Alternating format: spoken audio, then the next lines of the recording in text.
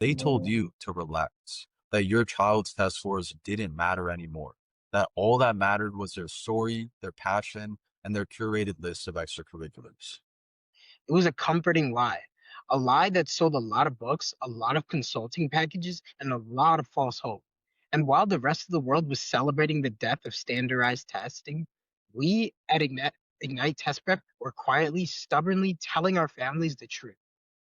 We told them that data would win out, that objective metrics always matter, that in a world of great inflation and AI written essays, a test score is the only piece of objective reality that an admissions officer can hold on to. Princeton, Harvard, Yale, Dartmouth, Brown, every Ivy League school except one has now reversed course and is once again requiring the SAT or ACT. They looked at 5 years of data, and the conclusion was inescapable. The test optional experiment was a failure. Standardized tests were a critical tool for identifying high achieving students from under resourced backgrounds. The kid from a rural high school with no AP classes, the first generation student whose parents couldn't afford to hire a fancy essay coach.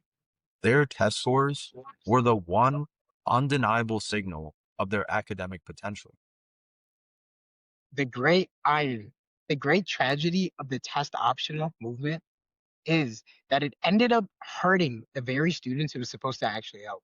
By removing the one objective metric from the equation, it forced admission officers to rely even more heavily on the subjective parts of the application, the essays, the recommendation letters, the extracurriculars.